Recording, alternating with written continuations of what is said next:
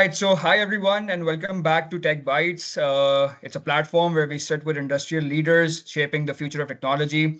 I'm Masad from The Coded, and today we are diving into a topic that has become critical for businesses of all sizes: FinOps and the evolution of financially intelligent and efficient cloud operations.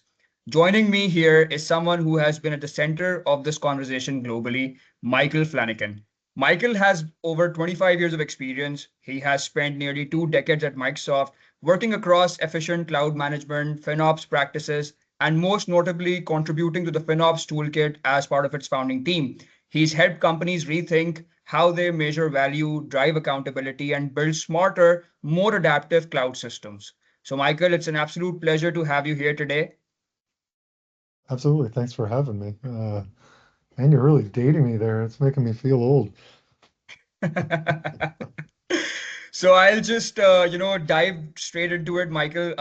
My first question in this conversation with you here today would be that, of course, you've worked across some of the biggest names in the tech industry and helped shape how organizations understand financial intelligence in the cloud. Looking back, what do you think has changed the most in how businesses think about cloud value today? Yeah. It's definitely been a big change. Although I will say, like, the most dramatic point at which that changed was COVID. Um, because before COVID, I felt like we were still having a lot of conversations around cloud migration. And after COVID, it was like that's not a question anymore. It's like you're in the cloud or you're getting to the cloud. And I just haven't had that conversation as much. It's not to say that it doesn't happen, but there have been some interesting conversations where people are talking about for certain workloads, even potentially moving off cloud, which is also interesting to kind of dig in and understand why they're thinking that. Um, because there's a lot behind it, and really just getting to the bottom of that is really super interesting. But anyways, it really comes down when you look at it. It's it it really depends on the organizations. Usually, it's the history of the organizations. It's a history of the company, how they've grown and how they've evolved, and a history of the leaders, right, and what their experiences are. Because a lot of people do come to the cloud, or at least historically have come to the cloud with this idea, this notion that cloud is there for cost savings, right? Mm. And that's traditionally been the case. Of course, now when we look at it, especially with the advent of AI, like it's it's it would be so expensive to do what the cloud can do with AI in your own data center, and horribly inefficient in an area where there's so much experimentation that you need to do to just figure out how you can do this efficiently. And that's one of the things where the cloud is actually phenomenal.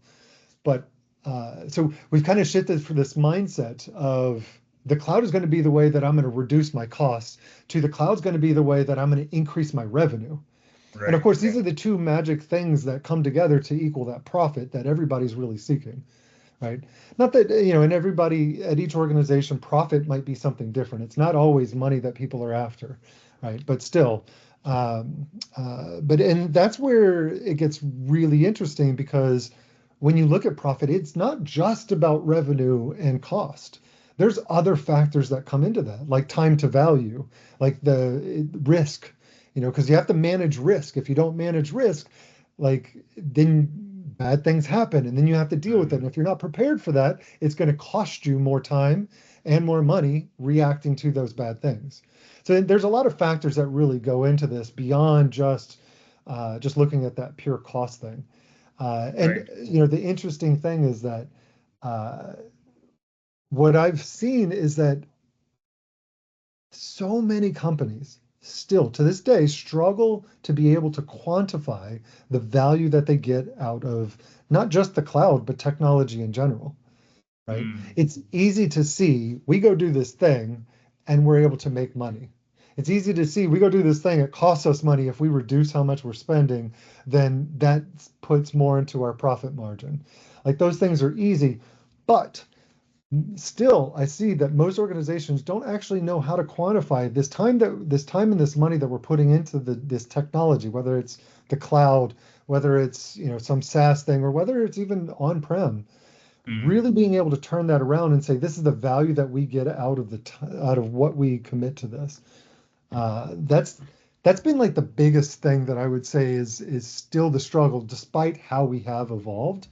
Mm. Um, so. Uh, Anyways, we can go in. There's a lot to be said there, like around things like how the FinOps framework is giving people kind of this like cookbook to be able to solve that problem. Yeah. Uh, but uh, but it's just been interesting, like despite how we approach the cloud, how that struggle still Mm. permeates the industry. People are definitely getting closer, but it's interesting seeing different organizations and how they approach that and whether they even think about that, or a lot of them do, just at a very surface level, but it's still a struggle to really get down to that one. Sorry, that Right, was a right. little. I really agree with your point there. And I think, awareness creates a lot of, importance here. And, the shift in mindset has been there. And I think that's what's going to help organizations grow in that context. And obviously with maturity, they'll be more aligned with, the element that you've just spoke about. Yeah. So I think that brings me down to our next question, which talks a bit about how accountability breaks this all down. And I've seen that many organizations start their cloud journey chasing obviously innovation and speed of operations, but eventually find themselves struggling with accountability. Why does this happen in your opinion, especially for mid-market organizations or smaller businesses and such companies? How can teams build financial awareness earlier in the process? Yeah. Yeah, I mean, why it happens is pretty straightforward, right? Companies, they see an opportunity and they want to seize that opportunity because uh, the first mover is an advantage, right? So having the ability to execute quickly, which is the promise of the cloud.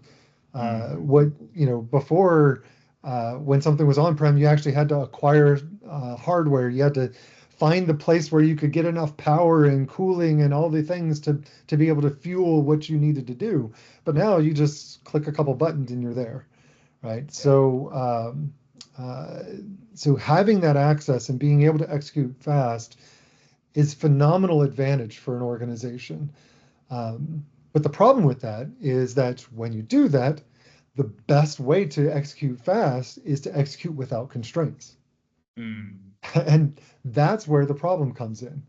Um, and then what eventually happens is success breeds more success, and you execute faster. And now you've built this culture of no constraints, where you start to see these dark corners of cost just spinning out because people aren't looking at that. People are looking at Yeah. speed and the revenue that they're making, not necessarily looking behind them of some of the damage that may have been caused and how they got there. Um, and that doesn't mean that what they've done is bad. It just means that we got to be conscious of the actions that we take and what's going to come from that. And generally, what happens is then there's a reaction, Mm. which is where accountability comes in. Uh, Having an accountability conversation is a purely reactive thing, right? We can think about it as, I actually, it goes back to earlier, I was talking about risk. Accountability is about managing risk, right? Yeah. Um, in a world where you have, you have minimal costs and maximum revenue, nobody cares about accountability. Do whatever you want, it's fine. Yeah. It's only when something bad happens that's like, wait a minute, who's responsible for this? And that's when Mm. that accountability conversation comes up.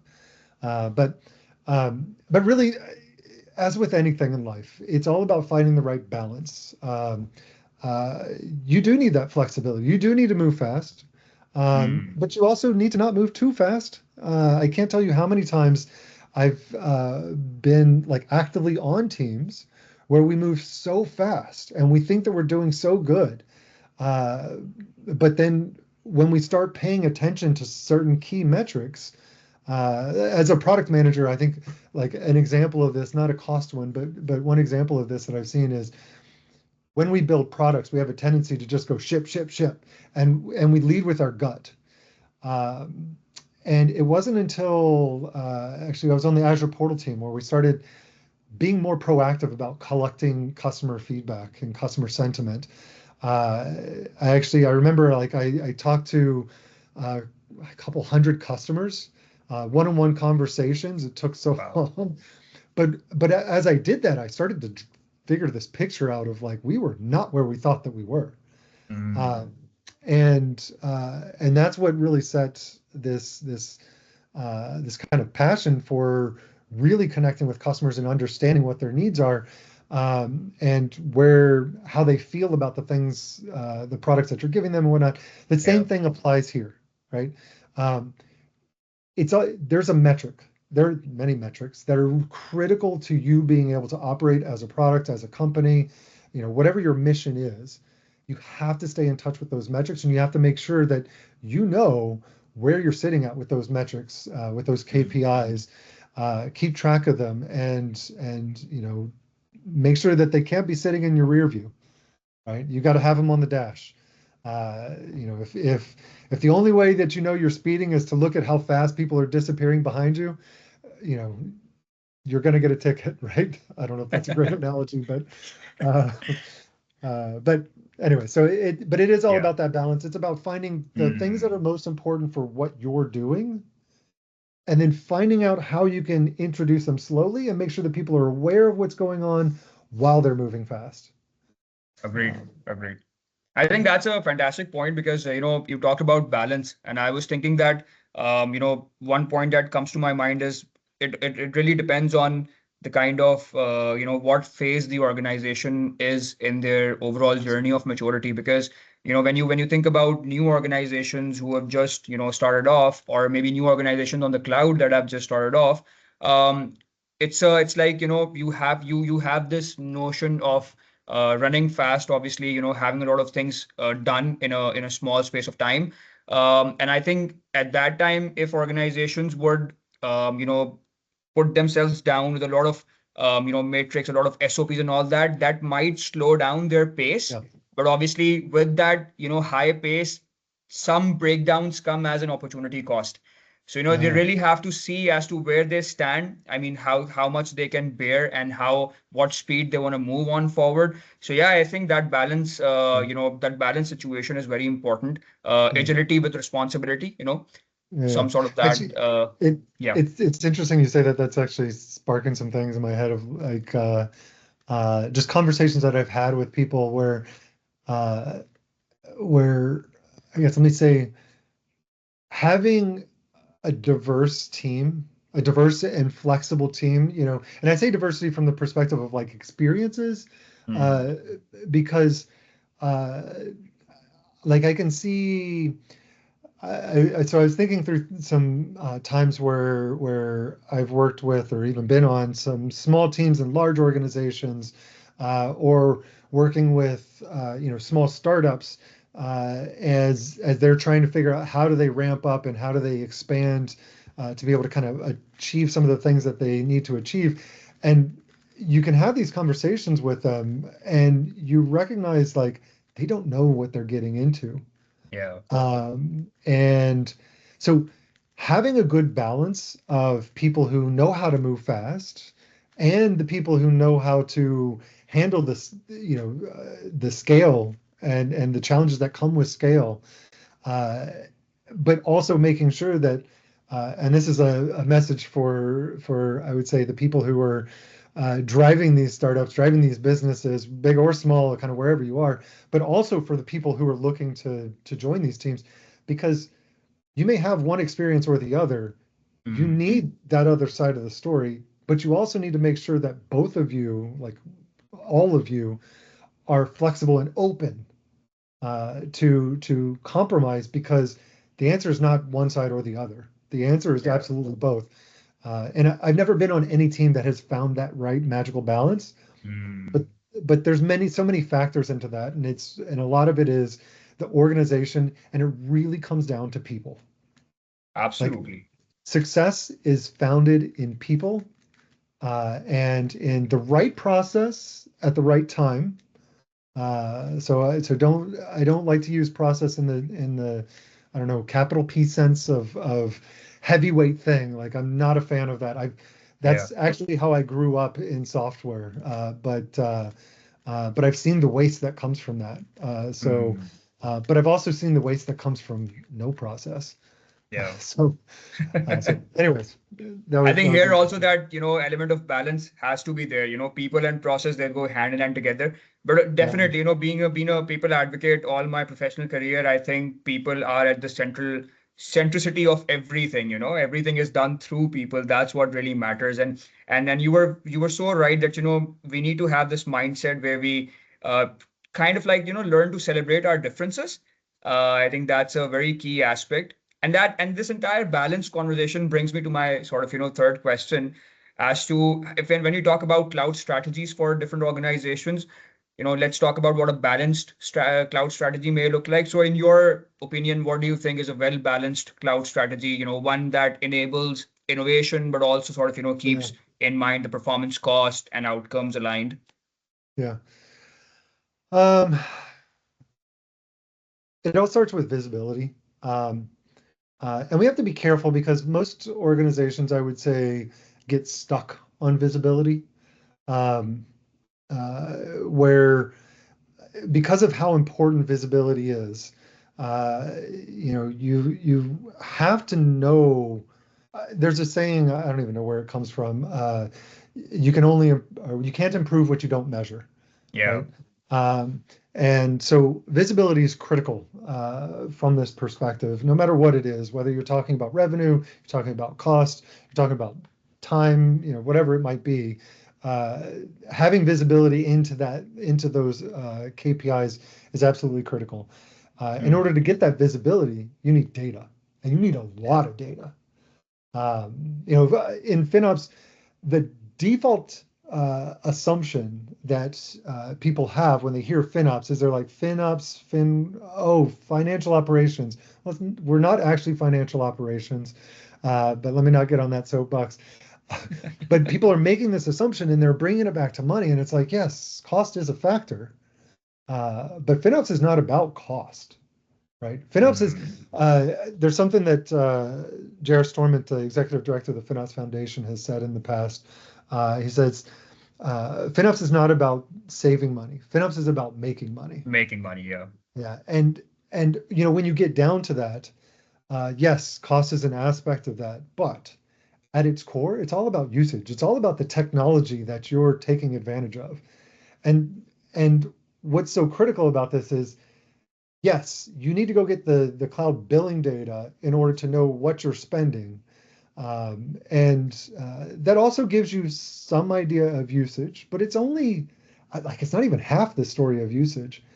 Like, because Mm. if you start looking at all the data sets you would need to actually deliver a fully optimized solution, you're going to need resource utilization data like CPU and memory consumption and all this stuff from all the different services that you use. So anyway, so this is just to say that you need data, Yeah. right? And then the next thing that I would say though is because I started saying like the big tricky thing with visibility is people sometimes mistake visibility with accountability. Mm. I don't mean that precisely, but what I mean by that is they think that once they let everybody see what the cost is, that magically everybody will just do the right thing.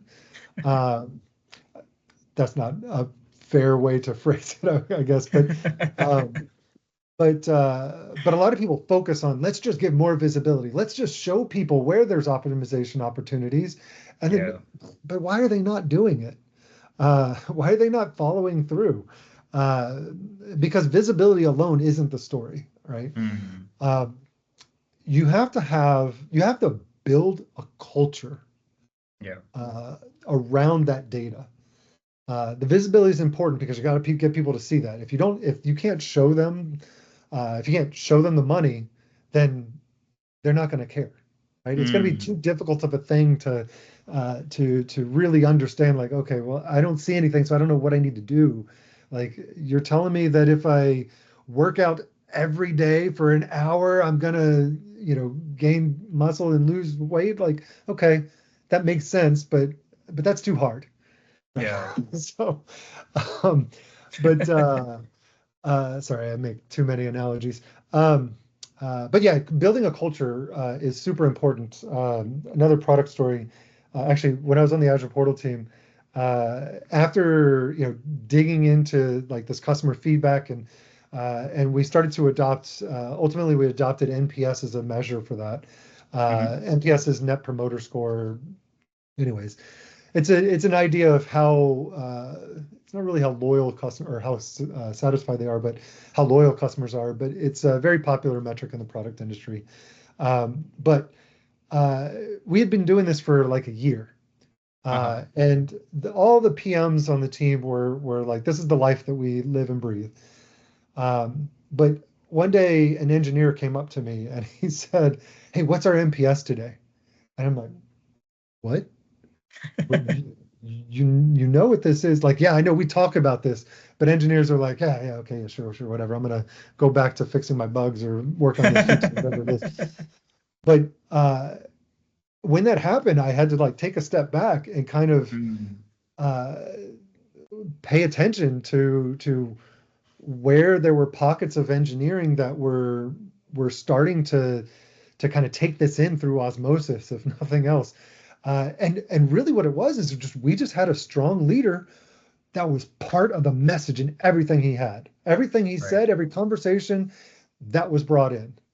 Uh, and and this is the thing about culture. Culture isn't something that just kind of comes out of nowhere. Culture is something that comes from an individual or group of individuals who are passionate about an ideal, and then it just starts to permeate the organization. That Agreed. usually happens from on top because culture Yeah. generally kind of flows downhill, I would say. Downhill. Yeah. Um, but it can absolutely come from grassroots efforts. I've also seen that too, and it's amazing. I'll play my old people card and say kids today, with the amount of passion that they have for things, like you can see so much stem from that.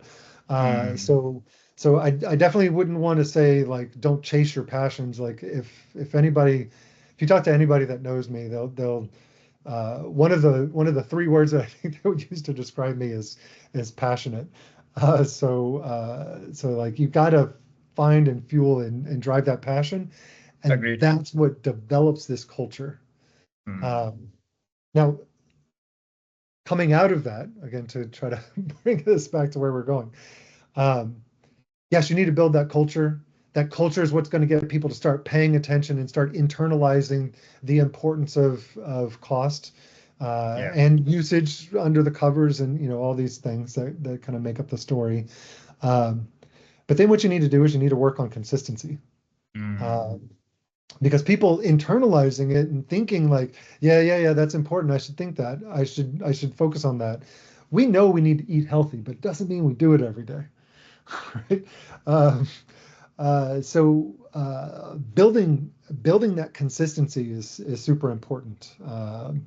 And saying that is easy. It's easier said than done.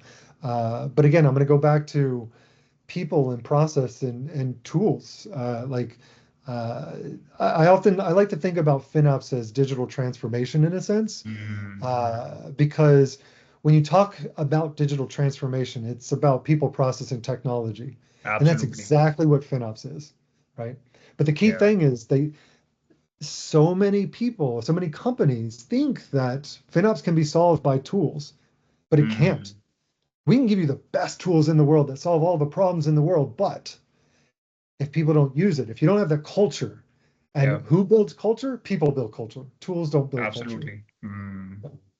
Anyway, That's so true. I mean, as you were speaking, I was thinking of, you said about making a lot of analogies, and I was thinking of examples in my own head. And when you talked about visibility, and I was thinking that, there's a lot of times, people in organizations, they stick to sort of, like the concept of dashboarding everything. So those dashboards, they would help you with the visibility, yes. But then mhm, what are you doing with that visibility? And that's the real exactly, question, right? So if exactly. that visibility, if that just stops on the visibility, then nothing's gonna change. You need, then obviously Yeah. the consistency, the people factor coming in and all of that. And like we've been having very interesting conversations, prior to this episode of Tech Bytes. And I've seen that you talk a lot about connecting the unseen dots across systems. And how do sort of, now the entire AI bandwagon is there. So how do data and AI come into play when creating those smarter, more predictive financial operations, which are beyond dashboards as well? What do you think Yeah. about that? Uh, I love that you brought this up. Uh, you're gonna think that this was staged, but I swear to God. Uh, what was it? On Tuesday this week, Uh-huh. I was taking my son to Taekwondo, and he's heard me talk about this as well. And he was asking me, Right. I just out of nowhere, he was asking me, he was asking me like, what do you mean by this? Can you explain this to me? And I was like, well, I feel like, so full disclosure, I have ADHD, and I got diagnosed a couple years ago, and it's just Uh-huh. like opened my eyes to this is why my brain works the way that it works. This is why I behave the way that I behave. And it's been Again, a lot of eye-opening. visibility coming in, right? Yes, yes, exactly. It's all about data. I didn't have that one data point, and once I did, then it Absolutely. was like dots got connected everywhere. Right. Um, it's funny. It's like even with relationships. Anyways, I won't go into that. But so I was trying to explain this to him, and I was like, all these examples that I have are all deeply technical, whatever. So I was like, well, what happens is you have conversations with people and you collect information, Yeah. right? And different conversations with different people, and this is all theoretically in the same space, right? Um, like a lot of this happens from a product perspective, really, for my experience, but just with my background.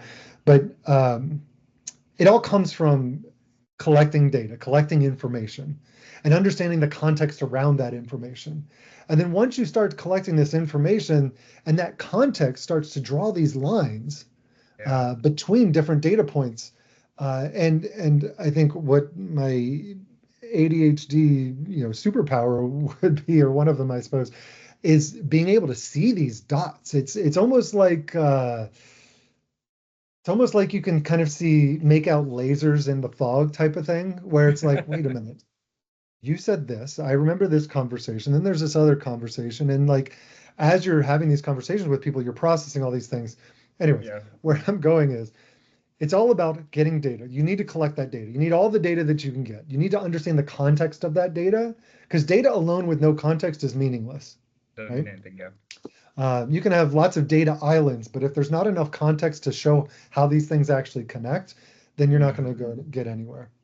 Now, bring that back to AI. AI is also nothing without data, right? Agreed. And AI is great with data, the right kind of data. AI has ways to that types of data and types of ways of working with data that work well and some that don't work less well. But AI is great with data. But one of the things, like I've been spending insane amount of time with Gen AI, specifically looking at how do we make it smarter and more actionable and able to be more consistent and reliable in the things that we get it to do. Um, and context is the way that you solve that, right?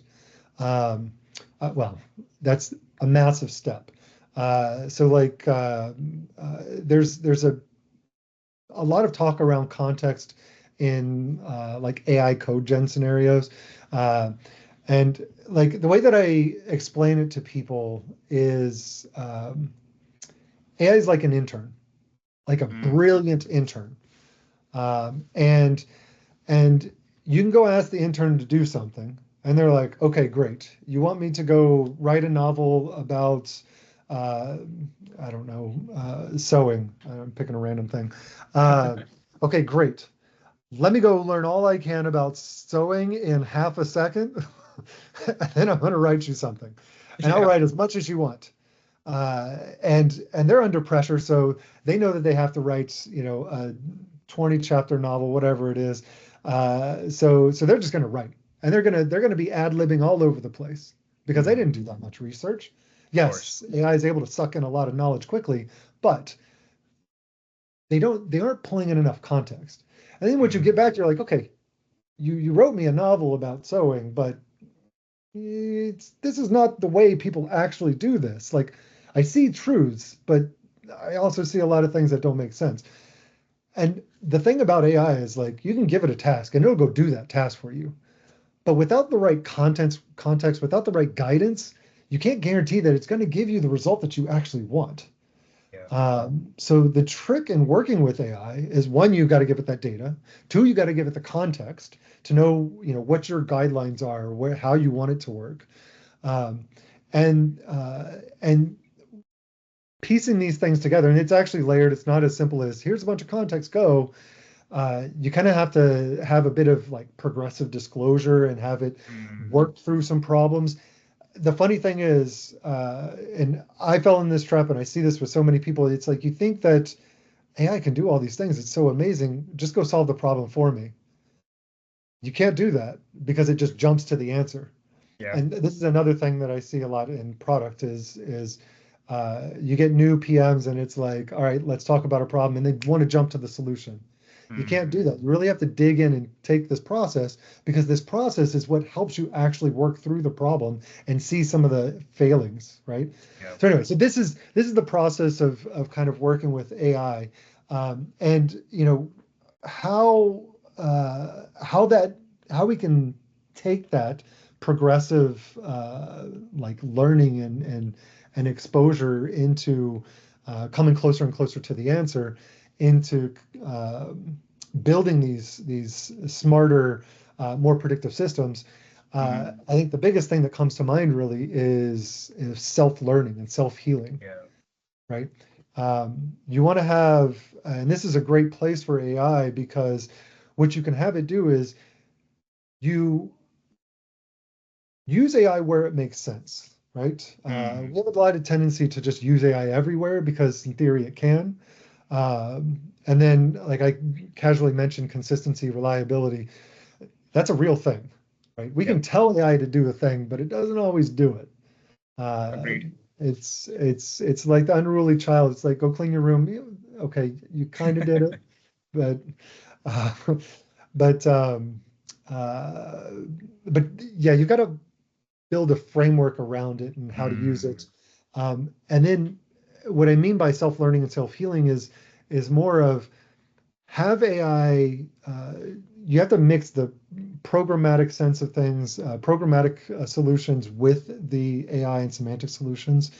Mm. Um, when you need to lean on AI to solve a problem that couldn't be solved programmatically, and this doesn't apply with everything. Some things are, you need that semantic layer, Yeah. but once you've solved that problem, once you try to solve something programmatically, you're not able to, you need to fall back to AI to have more semantic deep thinking into it. What you need to Mm. do at the end of that is then say, now, how could we have caught this before? I think anomaly detection is a great example of this, right? How could I have caught that before? And how can I work this into my model so that way next time I'll catch it earlier, right? And that's another great place where AI can be like, oh, okay, let me think back on what we've done Yeah. here. And now, Yeah. how can we do this again, but smarter, more efficiently? Maybe you still need to go to AI, and that's fine, but Mm. how can we cut this short? How can we optimize what we're doing, especially when you think about the cost of these systems? Because the cost of tokens, like, it's going to continue to get more and more efficient. But all this data, all this context that consumes tokens, a lot of True that. tokens. Yeah. So anyway, so those are some of the things that I think about when I think about, building smarter systems in general with AI. Agreed, agreed. And I think a thought that was coming to my mind and probably might not be like exactly related to the question we just had, but I was Yeah. just thinking as you were talking about the entire interaction with our AI modules and systems. And I was thinking that, in my own personal experience, I think the way that I've been using all of my AI tools, talk about the Copilot, talk about your GPTs and all that. Yeah. The way I take it, I talk to them um, as if I'm talking to a person, Yeah. like my when Same. I give some instruction to my Copilot or my Chat GPT, um, I try to sort of frame it in a way that I am having a conversation with an actual person, because when you Yeah. talk to an actual person, it has to be like a it has to be a to and fro process. It can't be, and you so rightly said that a lot of times we expect that it would just sort of give us the conclusion, and when it tries to do that, it's inaccurate a lot of times, and it's not Yeah. really what we wanted, and then we have to Yeah. go back and see as to what elements of it we can change. So I think that's something very interesting about it. Yeah. And branching out, my next point of discussion from this one, and if we sort of just step ahead and think more about in the future aspect, if we imagine an intelligent cloud ecosystem where, let's say, teams, tools, decisions, they're all working together seamlessly, what does that look like in practice? How do sort of, guardrails, context of situations, automation evolve, in your perspective? Yeah. Yeah. Yeah. So, I mean, the world that we're talking about is one where not just data, like data flows between systems, teams, people and systems today. Not just data, but context needs to start flowing. Uh, Mm, because again, it's like we can have all those dots, but without understanding context, we don't know how to connect them. Um, so, and actually, this goes back to that visibility problem that we were talking about earlier, where it's yeah. like visibility shows you data, but unless you're Mm, telling that story to connect this and understand what you need to do with that, and everything behind it, uh, data is just data. Um, but yeah, so the world that we're talking about like is one where uh, context needs to flow mm, between tools and teams.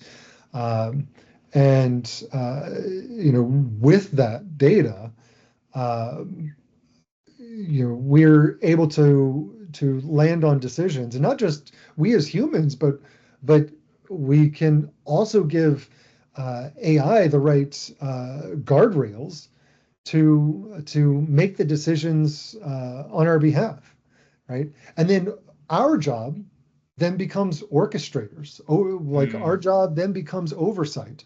Um, yeah. Instead of being the boots on the ground that's having to do the hard work of making things happen, we then become these effectively every human becomes a manager, Mm, right? Guiding and being a mentor to this AI. Like yeah. I work with multiple AI agents from different AI platforms consistently throughout the day. War stories from every single one of them. But uh, by the way, comment on some stuff that we were talking about earlier. It's very important which agent you work with. So try them all out and figure out which one works best for you, because they all have Absolutely. their nuances. But Right. but where's I going with this? Um, uh, but yeah, our job just becomes to kind of be a mentor. Oh yeah, what I was Mm, going to say was that uh, I lean heavily on AI. Your comment about speaking to AI as a human was so spot on. I'm trying to fight another story that I have around that, um, but uh, I use AI as my brainstorming buddy, right? yeah. On many different projects for many different reasons, and I have different ones that I use for different purposes. Just as Mm, I've learned ones that work better in some situations than others. By the way, if you feel like it works well and then all of a sudden it doesn't, start a new conversation. Uh, That's usually the answer, because then it's like it gets a new personality, a new brain. Uh, Anyways, there's lots of tricks, but we won't go into that. it's very Uh, fascinating. Yeah. yeah, um, but but I can't tell you how many times where I'm like, okay, AI has much further reach than I do. So when Mm, I ask it about a problem, I don't want to be leading. I want to see what it tells me. I want it to give me some innovative idea that I've never thought of. yeah. But more often than not, I tell you what, it doesn't. And even the times where it does give me something I didn't think of, I'm like, oh man, why didn't I think about that? I should have thought Yeah. about that. Because it's not usually like this groundbreaking idea. Mm, It's very rare that I get something where it's like, oh, damn, I'm glad that it told me that because I never would have landed there. yeah. More often than not, I find that I am like, no, why would you do that? That doesn't make sense for all these reasons. Um, uh, so like we're a long way from AI being like, really on the edge. I do think that it's being held back from the power that it could have. But I think us being the orchestrators and the mentors for the AI to lead it down that right path and providing that oversight is Mm, really key. But we want to get into a place where we can allow it to be autonomous, yeah. using multiple agents to kind of counterbalance each other. It's kind of the U.S. government talks about, oh, geez, now I'm forgetting the government terminology. Anyways, it doesn't matter. Just about things separation of church and state. That's not the right one, but anyways, you don't want to put all power inside of one branch of the government, right? Mm, Same thing with your AI agents. You want to make sure that you tell AI, I want you to work this way. This is how you need to think. And then you get another one that thinks a different way, and you want them yeah. to review each other's work, right? And challenge each other. I mean, even with humans, like when I have AI review stuff, I actually tell it like, I want you to challenge me. Don't pander to me.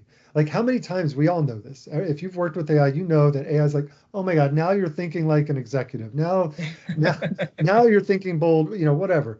And it's like, don't pander. I want you to actually uh, only only congratulate, only give positive reinforcement if it's well deserved.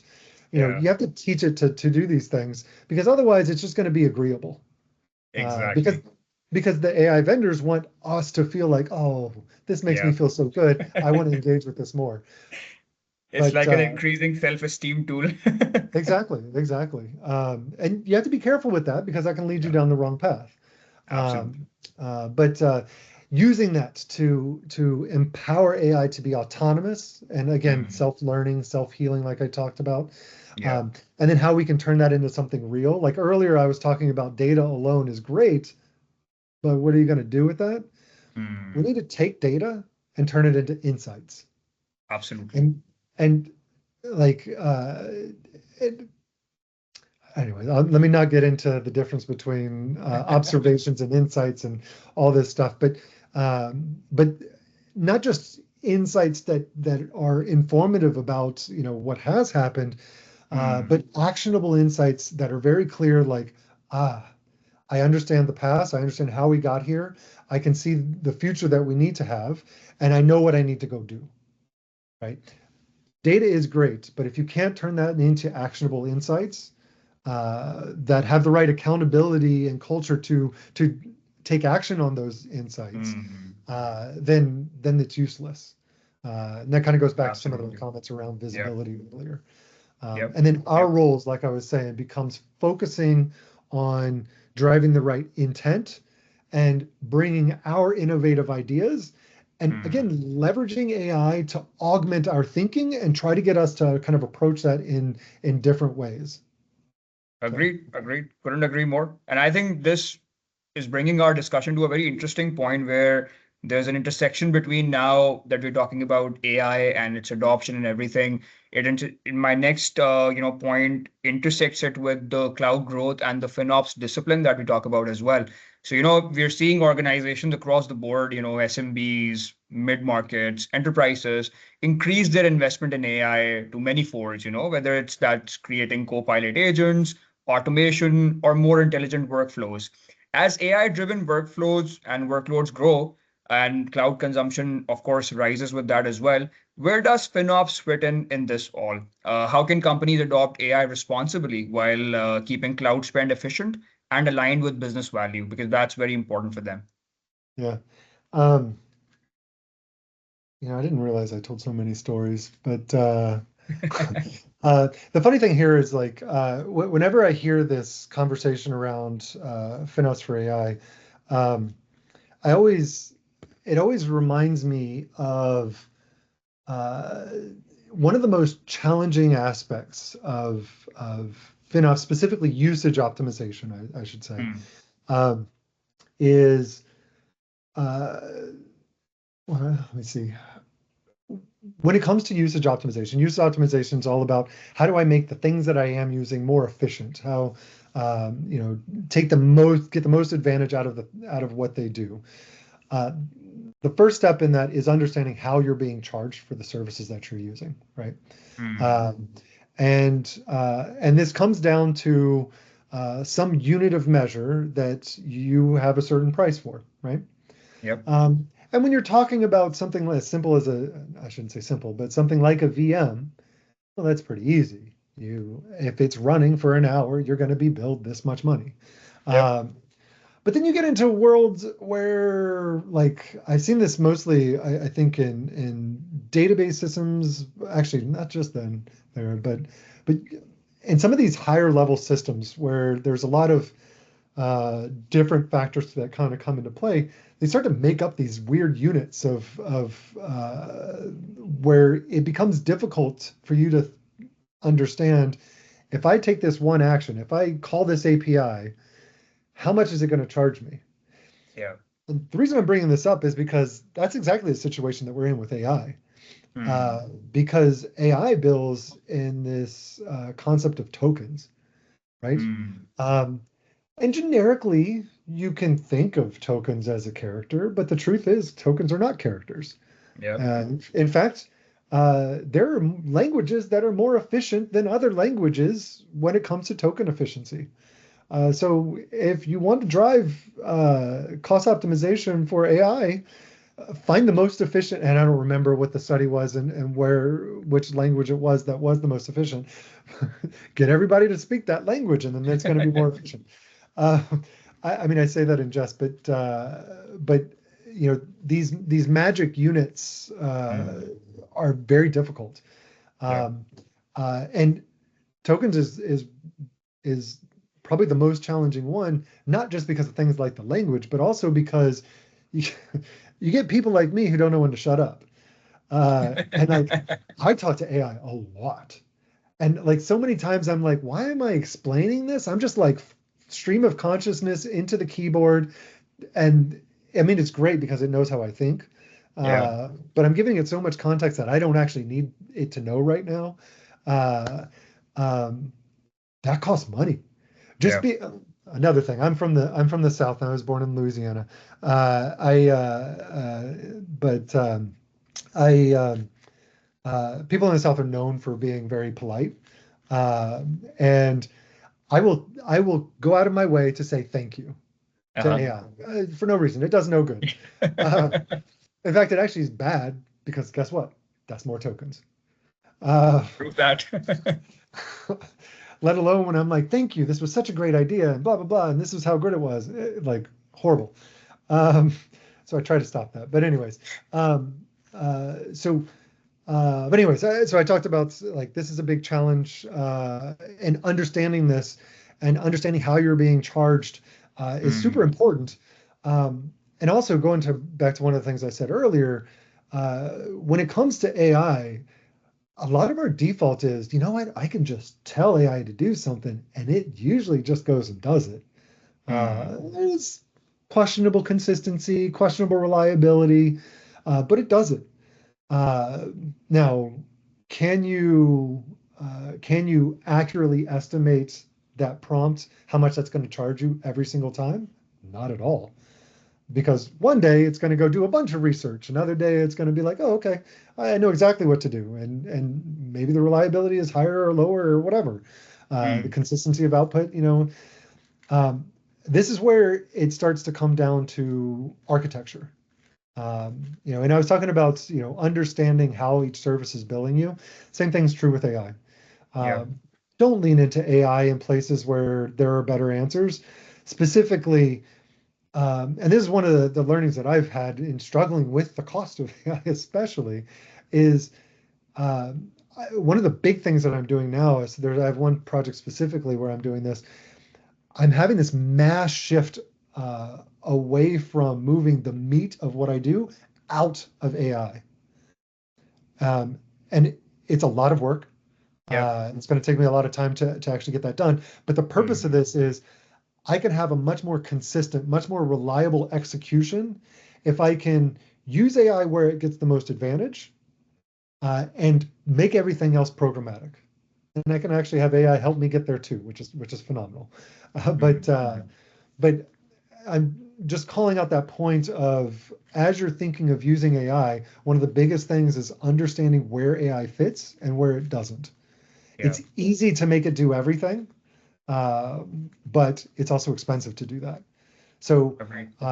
so what you'll see, I think, as we look to the future of AI is instead of AI being like a big solution for something, what you'll see is more orchestration around AI. How can we build a workflow that can be more consistent, more reliable? And then when we interact with AI, instead of saying, we want you to go build a house, we'll say, we want you to do design the layout of the room.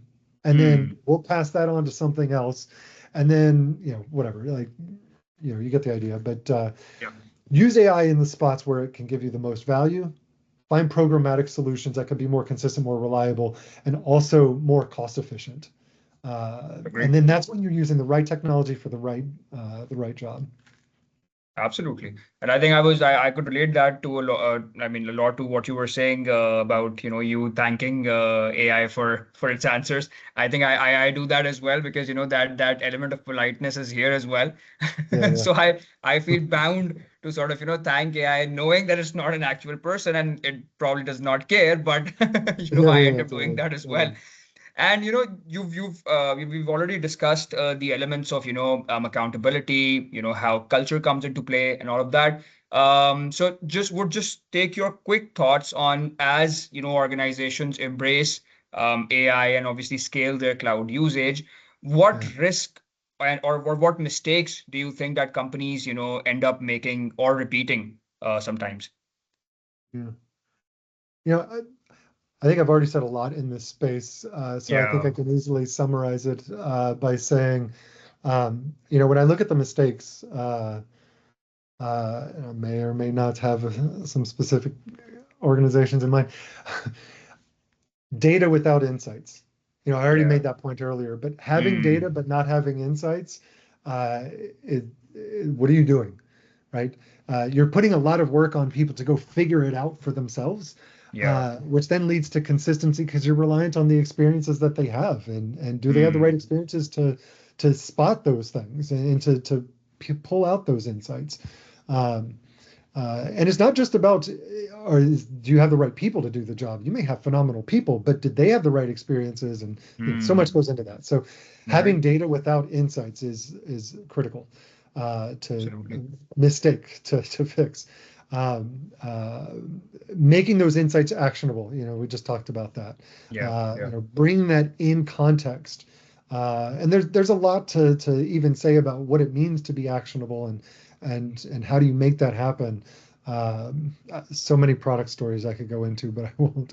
Um, uh, we've also talked about accountability because, like I said earlier, accountability is a reaction. Um, Yeah. uh, there's a difference between ownership and accountability, right? You can make sure that people understand that they own something, that the problem is theirs, and they're the ones that own the problem and the solution to that. Yeah. But just because you have ownership doesn't mean you have accountability, Mm. right? Being accountable is about taking that ownership to the next level, right? And a lot of times we talk about accountability, but what we're actually getting is just ownership. So Mm. understanding that difference and how you get from A to B there, I think, is also another big one. Um, and then also policy without culture. Uh, Mm. you can establish policies, right? And policies, especially when you get to well enforced, deeply enforced policies, like that's one of the strongest things you can have. That's one of the best ways that you can drive accountability is by forcing it. Of course, that comes at a cost because there's Mm. that speed thing that we talked about in the beginning, right?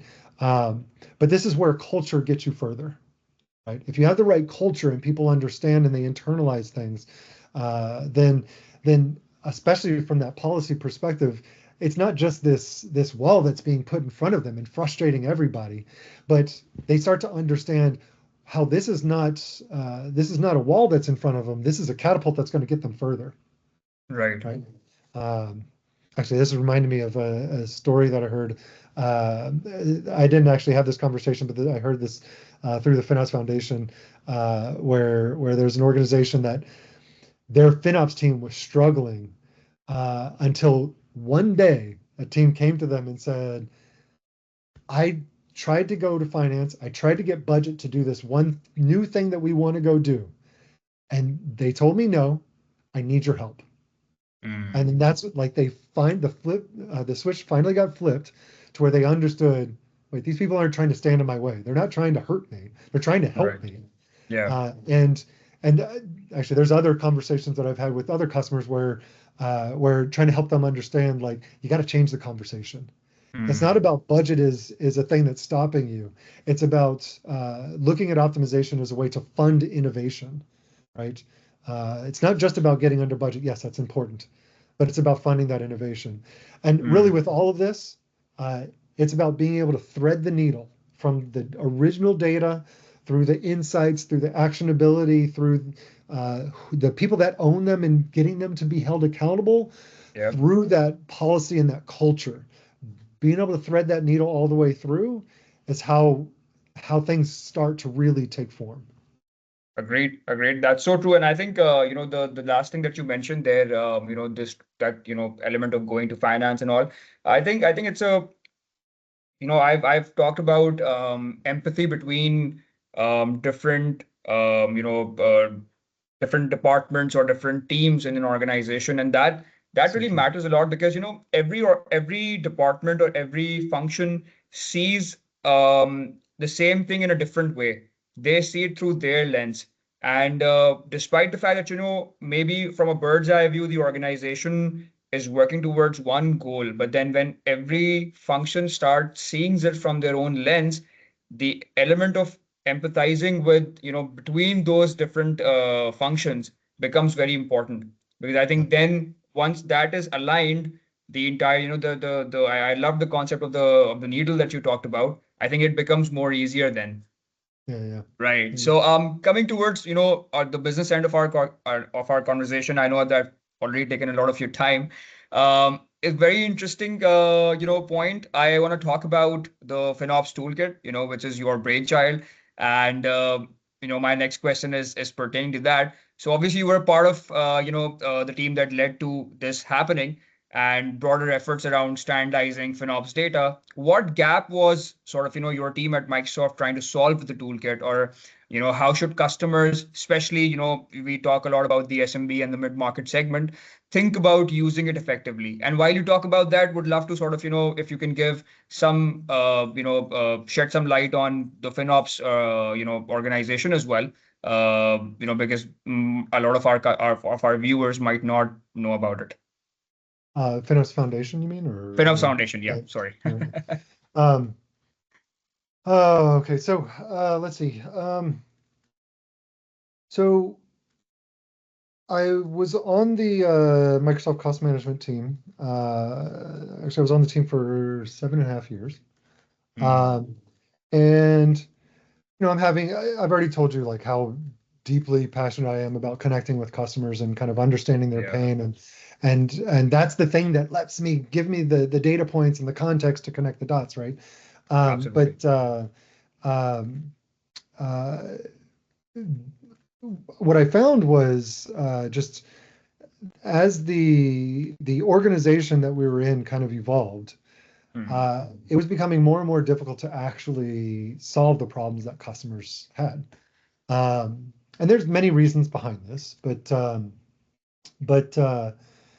was really frustrating me because I am so obsessed with figuring out how do I deliver customer success Yeah. that it was just killing me. Um, uh, Honestly, so much to the point where there were several times where I actually thought about leaving. Um, and and there was a point where I was just like, you know what? Why is that my answer? Running away from the problem. Let me just solve the Mhm. problem. Um, and the FinOps Foundation actually, I'm glad that you mentioned that because they were actually a critical part of this. Actually, I don't really talk about this as much, but um, the FinOps Foundation, they have this survey called the State of FinOps that they produce every year.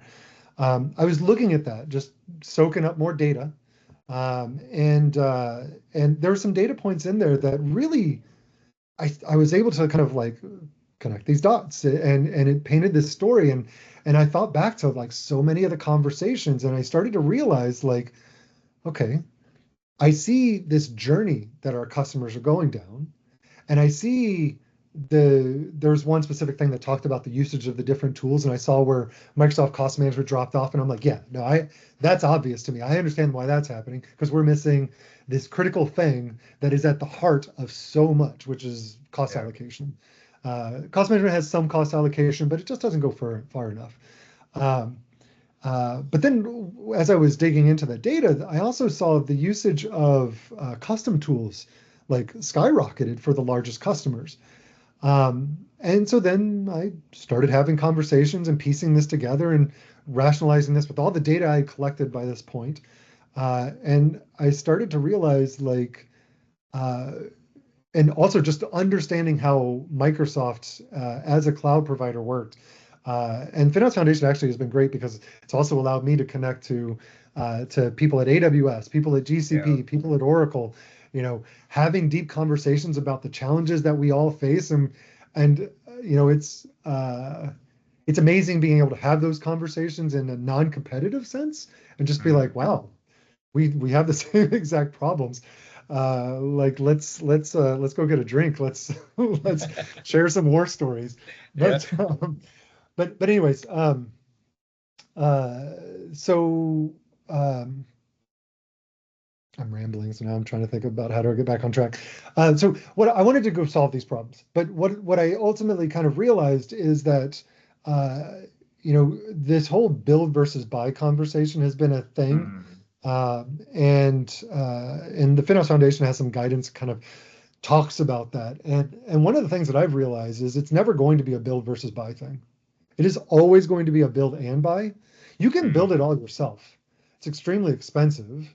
Uh, and when I say build and buy, uh, what I actually mean, not necessarily, it doesn't necessarily mean you need to go pay for this large product. You can, and you're going to get super far with that. But you know what? They're not going to solve every problem that you're going to have, and you need to be prepared for that. Um, and that's the thing that I realized is like, as big as Microsoft seems, there's no way that Microsoft is going to be able to solve the needs of all the organizations that are out there. And the Yep. same thing can be said about any of these companies. They're not going to be able to solve everything. And you have to understand that. They can solve a lot. But you need to find the right one that works as close to what you need as possible. But really, what I was saying was you need something where you control the data. You're able to pull as much data in as possible, connect that as efficiently as easily as possible, and be able to take that in action on that and really morph the data the way that you need to. Because in order to do FinOps, you need the cost and usage data, you need the resource utilization data, you need telemetry from custom systems, you need metadata about your business organization structure. You need to bring all this together.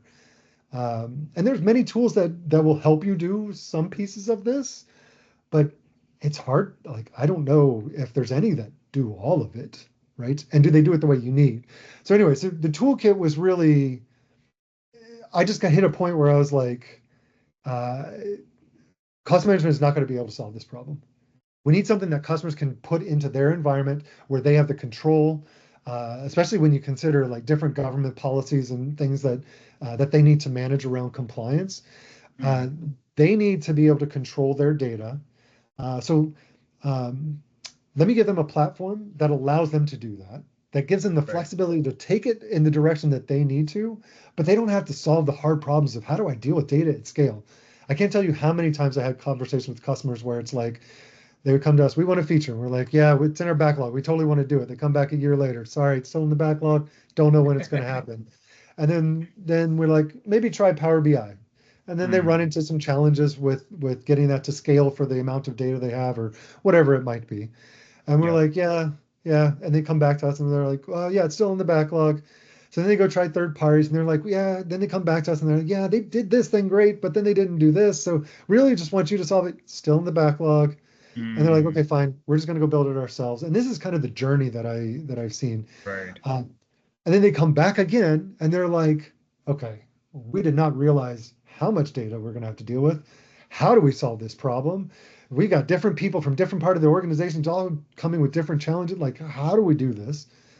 And after having enough of those conversations, like, all right, we just need to give them something that helps them solve the problem for themselves.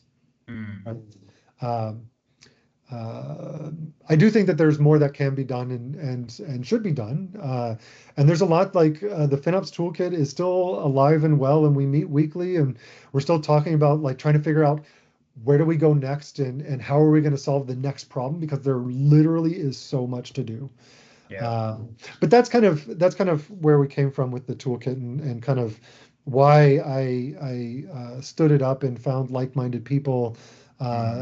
Like Brett Wilson is kind of taken the lead of the helm there right now on the Microsoft side, but but it's been phenomenal to be able to see how this gets adopted at customers.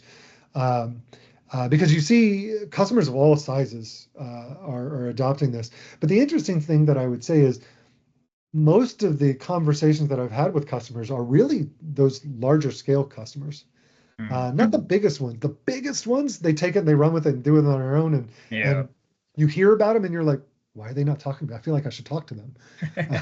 How do I make them even more happy? Like, I don't know. They're just winning. Okay, great.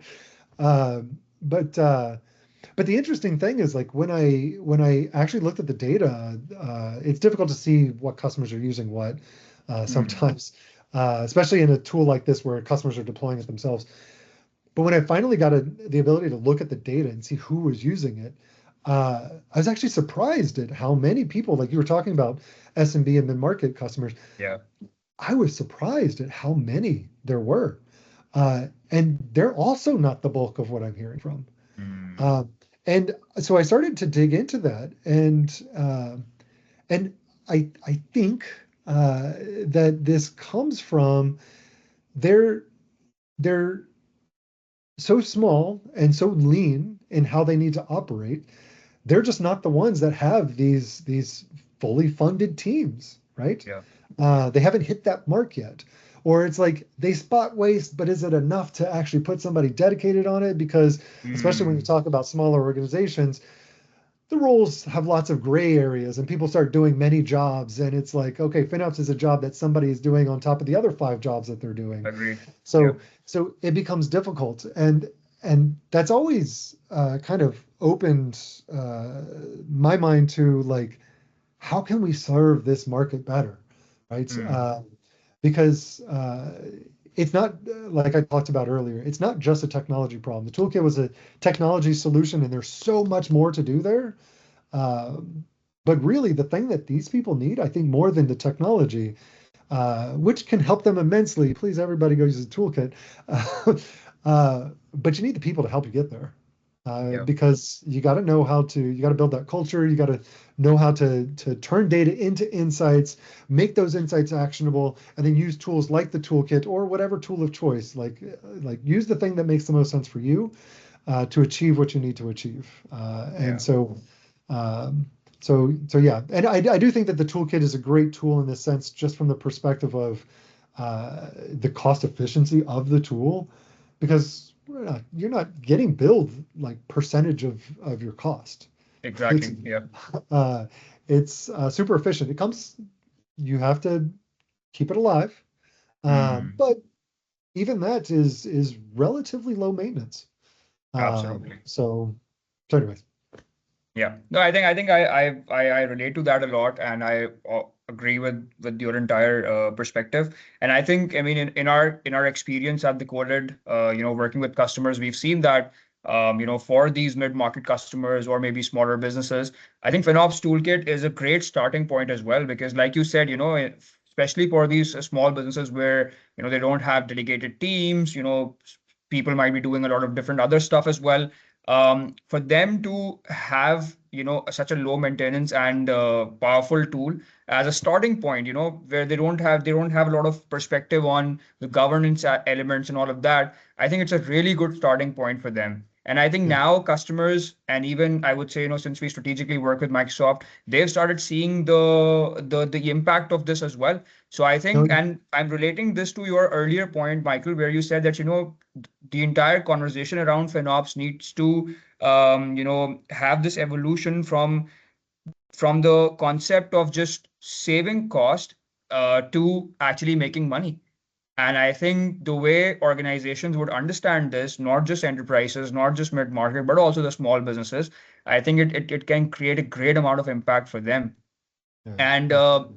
deriving from this point, I think it's important for me to talk about how partners are essential to this entire ecosystem.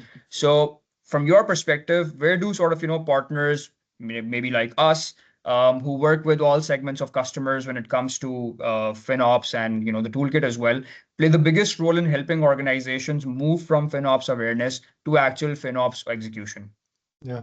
I mean, it's funny because I feel like this is what the whole conversation has danced around Yeah. is the importance of people, right? Hmm. And especially like we were just talking about actually, especially in SMB, SMEC, mid-market, like within this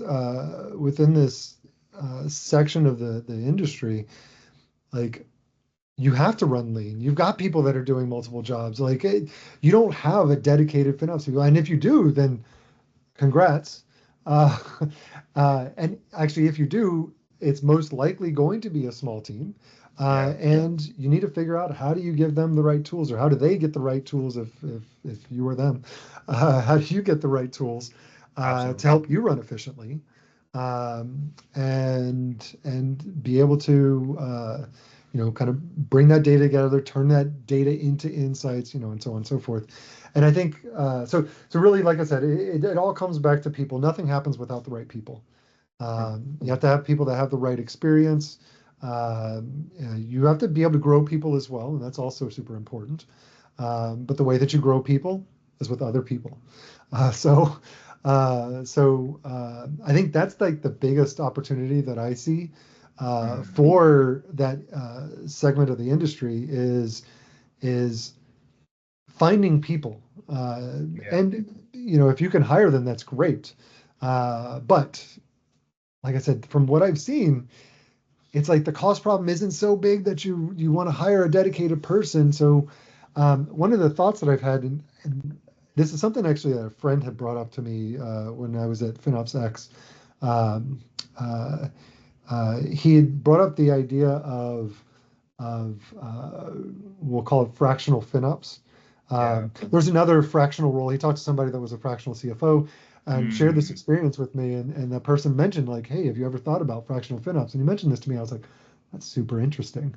Yeah. Uh, and I don't know. I have not dug into this, but it just seems like such an immense opportunity for a company who doesn't have maybe the targeted skill set. Mm. Even if you want to grow it, like, do you have it today? Yeah, And if that answer is no, sure, you can fumble around the dark, or you can partner with somebody who can help get you running, and then you absolutely. can learn from them, right? And especially if you Agreed. find the right organization that's with you Mm. as a partner, not as a client, right? Like that's the most important thing is finding somebody who's going to partner with you and help you grow. You have to make each other better, and that goes with whether it's an employee manager relationship, whether it's a team members on the same team, or partners in different companies. Like, you have to kind of make each other grow. I remember when I actually first became a manager, that was one of the biggest learnings that I had, is like, man, I feel like I'm learning more from them than they are from me. Uh, Absolutely. and that needs to go with every relationship.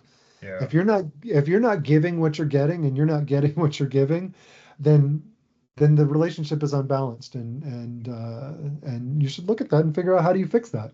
It doesn't mean change the relationship, it means fix that. And if you can't fix that, then maybe you should change the relationship, and mm, find somebody who does understand that. But anyway, so absolutely. that's been one thing that I've been curious about in this space specifically.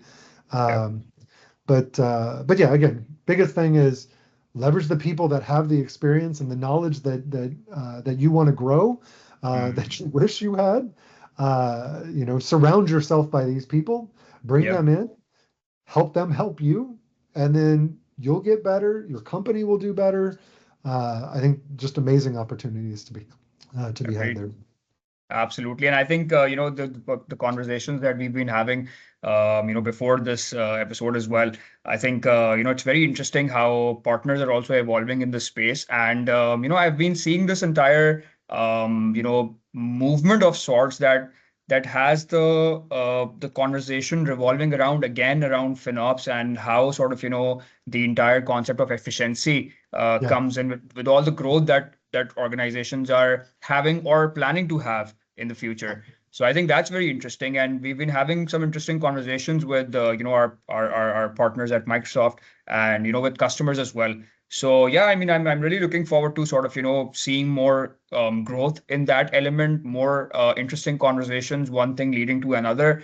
We at the Coder are working very actively to sort of bring this conversation up a lot more with customers and with Microsoft, sort of so that the focus um, comes around efficiency, like I said. So yeah, I mean, that's how it is, and it's been a great conversation, Michael. We've taken a lot of your time today. I feel like It's I've I feel like I've taken a lot of your time. Not at all, not at all. Thank you so much. It was incredibly insightful. What I loved about this entire conversation was how clear it becomes that FinOps isn't just a cost discussion. It's about building intelligent, accountable systems that help businesses move faster and with more confidence, I would say. Any last piece of advices you would want to leave for leaders and customers who might be watching this? Oh man, so much to say. Um, I'll just kind of highlight the things that I said earlier. Yeah. It's about building that culture, Mm, and uh, one that respects the data, that sees the needle being, that can thread that needle right yeah. through the insights, and knows how to get to actually the real holy grail of FinOps, which is quantifying value. Um, and just the understanding that yes, you need tools, and tools like AI are going to help you get there, but tools alone don't solve that problem. It's about people, Agreed. and it's about process, and the tools Yeah. just amplify that. So Absolutely. yeah, that's kind of like the main thing that I would say. Yeah, I'm going to stop because Thank I you. will keep rambling. No, absolutely. I agree 100%. And Michael, thank you once again so much for joining us. And yeah, to everyone watching, if you enjoyed this conversation, follow us on LinkedIn and stay tuned for more episodes with industry leaders like Michael, who are shaping the future of AI, cloud, and everything that revolves around it. So thank you for watching, everyone. Thank you, Michael, once again. Have a great night ahead. And yeah, Thanks we'll for speak having me. soon.